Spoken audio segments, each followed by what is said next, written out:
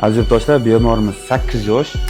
Onasining shikoyatiga qaraganda juda ham kuchli xurrak o'tadi va apnoyasi bor. Tekshirib ko'rganimizda ikkala minnalni juda ham katta bo'lganligi uchun nafas olgan paytda shuni yopishib, nafas yo'lini yopib qo'yapti. Mana ko'ryapsizlar, minnalning kattaligini baholab olib tashlaymiz va nafas yo'lini ochamiz.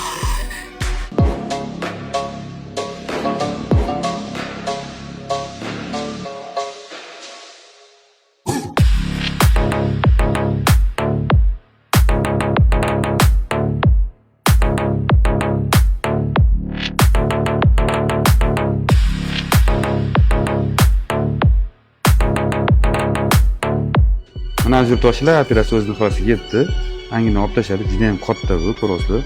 Bedanan tuxumidek keladi. Nafas olganda bunday bir-biriga yopishib qolib, nafas yo'li yopib qo'yayotgan ekan. Ichida ham to'la no'yni probkalar chiqdi. Bu degani doimiy shamollash, og'iz yomon hidlanish, bo'g'ilni og'ritib beradigan holat bo'lgan.